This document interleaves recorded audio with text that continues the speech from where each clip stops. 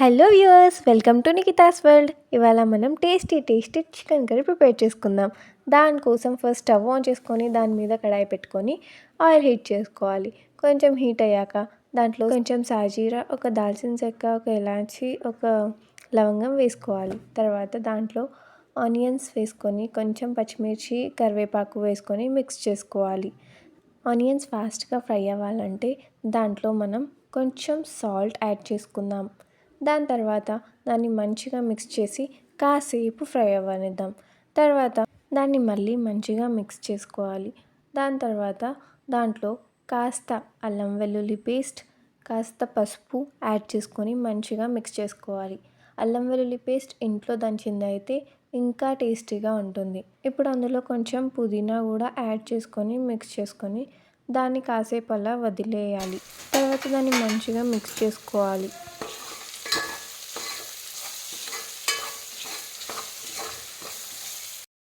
ఇప్పుడు దాంట్లో మనం ఫ్రెష్గా వాష్ చేసుకున్న చికెన్ యాడ్ చేసుకొని మంచిగా మిక్స్ చేసుకోవాలి.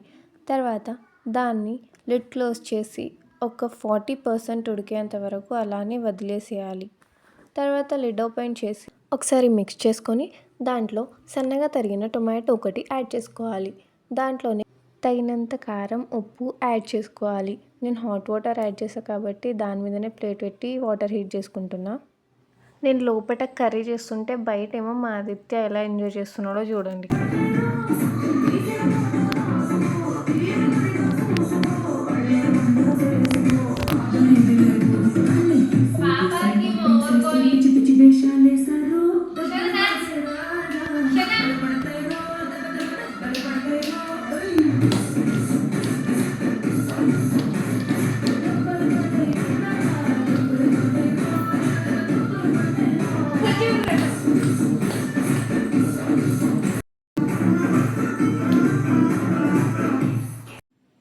కర్రీ ఒక 85 to 90% కుక్ అయిందో లేదో ఒకసారి చూసుకొని దాన్ని మిక్స్ చేసుకోవాలి.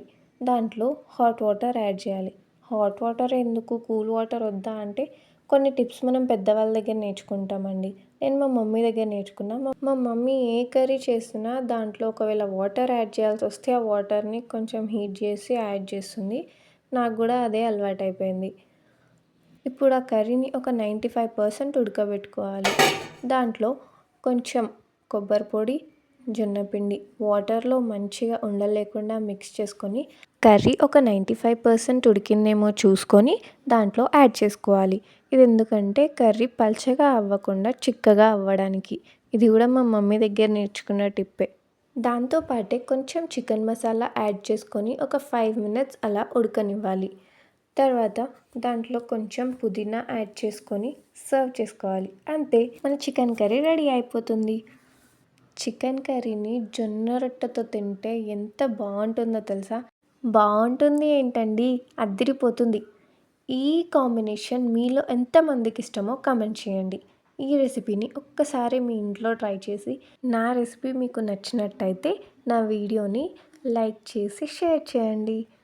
ఆగండి, సబ్స్క్రైబ్ చేసుకోవడం మర్చిపోకండి.